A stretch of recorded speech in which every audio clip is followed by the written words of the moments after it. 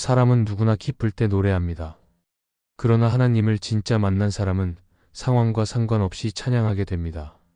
그것은 억지로 하는 노래가 아니라 하나님께서 주신 은혜를 경험했기에 흘러나오는 자연스러운 반응입니다.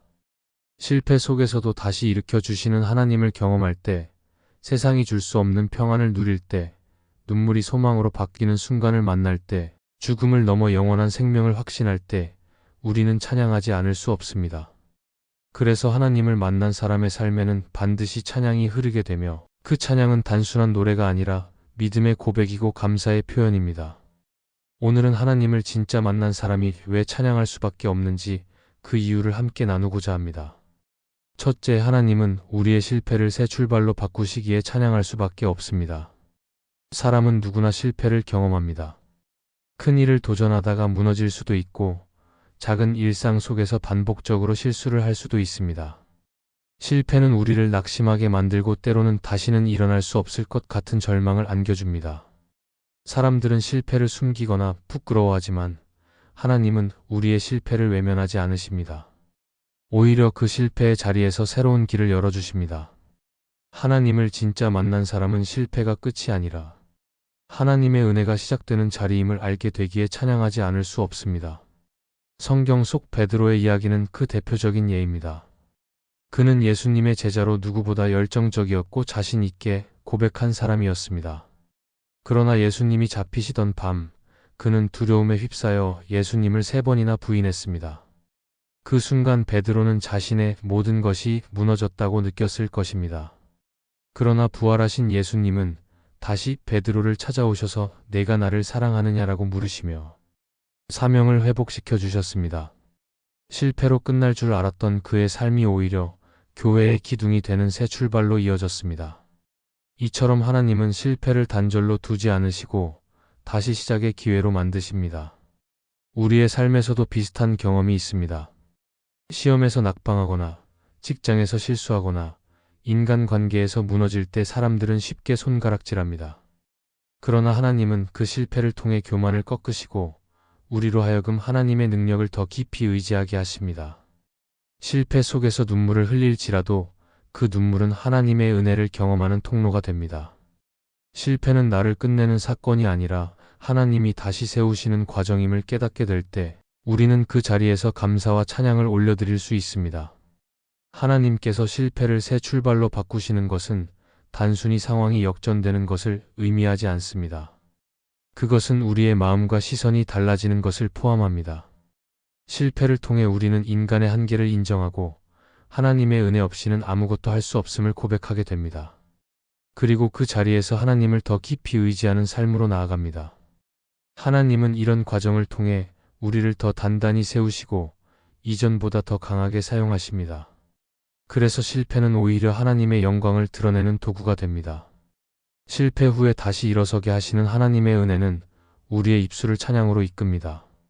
내가 가진 능력이 아니라 하나님의 손길로 다시 세워졌다는 사실을 알기에 우리는 감사하지 않을 수 없습니다. 실패가 오히려 은혜의 증거가 되고 상처가 오히려 하나님의 사랑을 증언하는 자리가 됩니다. 이런 경험을 한 사람은 찬양을 억지로 하는 것이 아니라 마음 깊은 곳에서 찬양이 흘러나옵니다. 결국 하나님을 만난 사람은 실패 속에서도 찬양합니다. 왜냐하면 하나님은 실패를 끝으로 두지 않으시고 새로운 출발의 문으로 사용하시기 때문입니다. 그러므로 우리는 실패를 두려워하지 말아야 합니다. 실패의 순간에도 하나님은 여전히 우리와 함께 하시며 그 자리를 은혜로 바꾸어 주십니다. 하나님을 진짜 만난 사람은 바로 이 사실을 알기에 실패 앞에서도 절망하지 않고 오히려 찬양으로 하나님을 높일 수 있습니다. 둘째, 하나님은 세상이 줄 수 없는 평안을 주시기에 찬양할 수밖에 없습니다. 사람들은 누구나 평안을 원합니다. 그러나 세상이 주는 평안은 상황에 따라 쉽게 무너집니다. 건강이 좋을 때는 평안해 보이지만 병이 찾아오면 두려움이 몰려옵니다. 재정이 넉넉할 때는 평안하다가도 어려움이 닥치면 불안이 엄습합니다. 관계가 좋을 때는 행복하지만 갈등이 생기면 마음이 흔들립니다. 이처럼 세상이 주는 평안은 조건적이고 불완전합니다. 그러나 하나님이 주시는 평안은 다릅니다. 그 평안은 상황에 흔들리지 않고 마음 깊은 곳에서 흘러나오는 평안입니다. 그래서 하나님을 진짜 만난 사람은 그 평안을 경험하며 찬양하지 않을 수 없습니다. 성경에서 예수님은 제자들에게 평안을 약속하셨습니다. 내가 너희에게 평안을 주노니 곧 나의 평안을 너희에게 주노라. 내가 주는 것은 세상이 주는 것과 같지 아니하니라라고 말씀하시며 그 평안은 세상의 조건과 비교할 수 없는 것임을 강조하셨습니다. 제자들은 예수님을 따라다니며 환영받을 때도 있었지만 동시에 박해와 위협에 직면하기도 했습니다. 그러나 예수님께서 약속하신 평안은 그들의 상황을 바꾸지 않아도 그들의 마음을 지켜주었습니다. 제자들은 감옥에 갇히거나 위험 속에서도 찬송할 수 있었는데 그것은 세상이 줄 수 없는 하나님의 평안을 경험했기 때문입니다. 우리의 삶 속에서도 하나님의 평안을 경험하는 순간이 있습니다. 병원에서 결과를 기다리며 두려워할 때도 하나님께 기도하며 마음이 차분해지고 담대함을 얻는 경우가 있습니다. 경제적으로 어려움 속에 있지만 하나님께서 나를 붙드시고 공급하신다는 믿음을 가질 때 설명할 수 없는 평안이 찾아옵니다. 가족과의 갈등으로 지쳐 있을 때도 하나님이 내 삶을 다스리신다는 확신을 가질 때 마음에 잔잔한 평안이 자리합니다. 이런 평안은 상황이 좋아져서 얻어지는 것이 아니라 하나님이 주시기 때문에 누릴 수 있는 것입니다. 세상이 줄 수 없는 평안을 경험하면 삶의 태도도 달라집니다. 이전에는 작은 일에도 쉽게 흔들리고 불안했지만 이제는 어려움 속에서도 흔들리지 않고 버틸 수 있습니다. 세상은 여전히 요동치고 문제가 사라지지 않아도 하나님이 주시는 평안이 마음을 지켜주기 때문입니다. 이 평안은 사람을 강하게 만들고 다시 일어설 힘을 줍니다. 그래서 하나님을 만난 사람은 세상 사람과 다른 방식으로 살아갑니다. 절망 가운데서도 찬양할 수 있고 눈물 속에서도 감사할 수 있습니다. 이 평안은 결국 하나님과의 관계에서 옵니다. 하나님과 멀리 있을 때는 늘 불안합니다. 그러나 하나님을 가까이 하고 그분 안에 거할 때 마음에 참된 평안이 임합니다. 이 평안은 세상 그 어떤 것으로도 살 수 없고 어떤 노력으로도 얻을 수 없습니다. 하나님께서 은혜로 주시는 선물이기에 받은 사람은 감사하며 찬양하지 않을 수 없습니다. 결국 하나님은 세상이 줄 수 없는 평안을 주시는 분이십니다. 그 평안은 우리의 상황을 뛰어넘고 마음 깊은 곳을 지켜주며 흔들리지 않는 담대함을 줍니다. 그러므로 하나님을 진짜 만난 사람은 평안을 누리며 찬양합니다. 그 찬양은 단순한 노래가 아니라 하나님이 주신 평안을 경험한 사람의 고백이며 세상이 이해할 수 없는 은혜의 증거가 됩니다. 셋째, 하나님은 눈물을 소망으로 바꾸시기에 찬양할 수밖에 없습니다. 사람이 살아가면서 눈물을 흘리지 않는 인생은 없습니다. 병으로 고통받을 때, 사랑하는 이를 잃었을 때, 이해되지 않는 시련이 다가올 때 우리는 눈물을 흘립니다. 눈물은 인간의 연약함을 드러내는 가장 솔직한 표현입니다. 그러나 하나님을 진짜 만난 사람은 눈물의 의미가 달라집니다. 단순히 슬픔과 절망의 표시로 끝나지 않고 그 눈물이 하나님 안에서 소망으로 바뀌는 경험을 하게 됩니다. 하나님은 우리의 눈물을 기억하시고 외면하지 않으시며 그 눈물의 자리를 소망으로 채워주십니다. 그렇기에 하나님을 만난 사람은 눈물을 통해서도 찬양할 수밖에 없습니다. 구약의 한나는 오랫동안 자녀가 없어 깊은 아픔 속에 살았습니다. 그는 사람들의 조롱을 견디며 성전에서 통곡하며 기도했습니다. 그러나 하나님은 그 눈물을 기억하시고 아들을 주셨습니다. 한나의 눈물은 단순한 슬픔으로 끝나지 않고 사무엘이라는 큰 은혜의 열매로 이어졌습니다. 이처럼 하나님은 우리의 눈물을 소망으로 바꾸시는 분이십니다. 그분의 손에 맡겨진 눈물은 헛되지 않고 반드시 새로운 길을 여는 씨앗이 됩니다. 우리의 삶 속에서도 하나님은 동일하게 역사하십니다. 건강을 잃고 병상에서 흘린 눈물, 배신과 상처로 흘린 눈물, 경제적인 어려움 속에서 드린 눈물의 기도는 하나님 앞에서 사라지지 않습니다. 사람들은 우리의 눈물을 이해하지 못할 수 있지만 하나님은 눈물 속에 담긴 마음을 아십니다.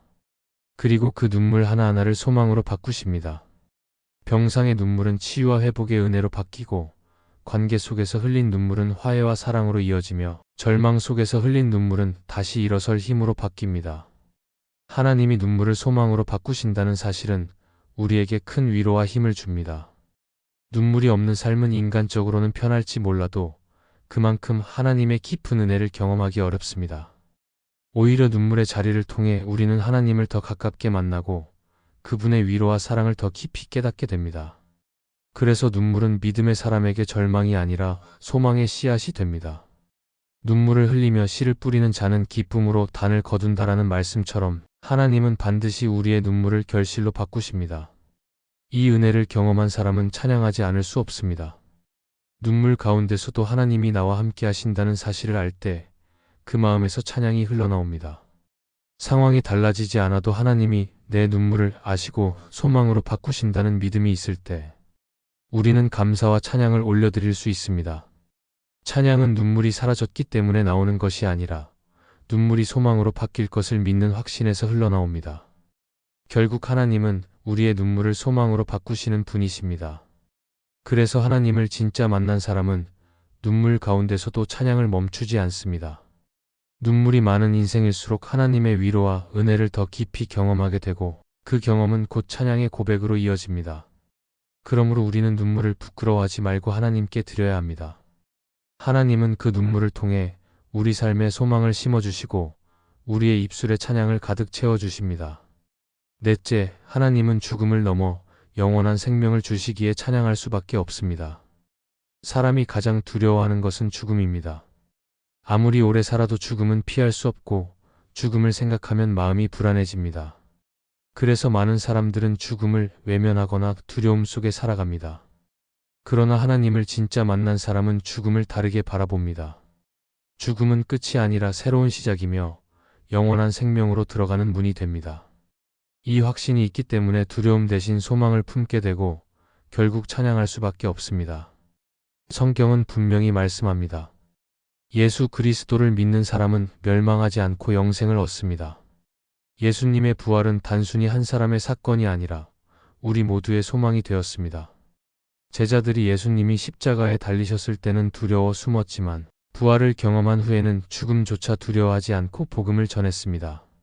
그들의 담대함은 세상 사람들이 이해할 수 없는 것이었습니다. 그러나 그들은 분명히 알았습니다. 예수님이 부활하셨기에 자신들도 영원한 생명을 얻었다는 사실을요. 우리의 삶도 마찬가지입니다. 육신의 연약함으로 인해 병들고 늙어가며 언젠가는 죽음을 맞이해야 합니다. 그러나 하나님을 만난 사람은 죽음을 준비된 길로 받아들입니다. 물론 이별의 아픔은 있지만 죽음을 통해 하나님 나라에 들어가게 된다는 확신은 우리에게 깊은 위로가 됩니다. 이 확신은 세상이 줄 수 없는 평안이며 하나님만이 주실 수 있는 선물입니다. 팀 켈러는 그의 책 기도에서 이렇게 말했습니다. 하나님과의 교제가 깊어질수록 죽음은 더 이상 끝이 아니라 하나님을 직접 만나는 문으로 다가온다. 이 말은 죽음이 두려움의 대상이 아니라 소망의 순간으로 바뀐다는 것을 보여줍니다. 하나님을 만나면 죽음조차도 새로운 의미를 가지게 되고 우리는 두려움 대신 감사와 찬양으로 나아가게 됩니다. 죽음을 넘어 영원한 생명을 주신다는 사실은 지금의 삶에도 큰 변화를 줍니다. 영원한 생명을 확신하는 사람은 매일의 삶을 허무하게 살지 않습니다. 오히려 더 의미 있고 가치 있게 살아가게 됩니다. 나만을 위해 사는 것이 아니라 하나님을 기쁘시게 하고 다른 사람을 섬기며 살게 됩니다. 또한 죽음을 두려워하지 않으니 오늘을 자유롭게 살아갑니다. 지금의 어려움도 잠시라는 것을 알기에 견딜 수 있고 더 큰 소망을 바라보며 나아갈 수 있습니다.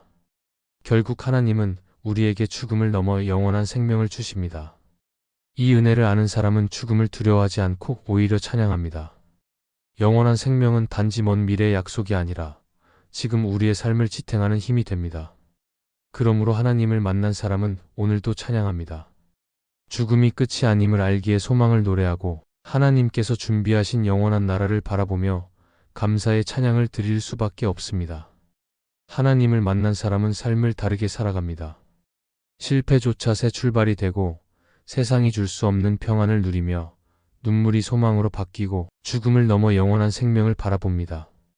그래서 찬양은 억지로 드리는 노래가 아니라 하나님을 경험한 사람의 자연스러운 고백이 됩니다.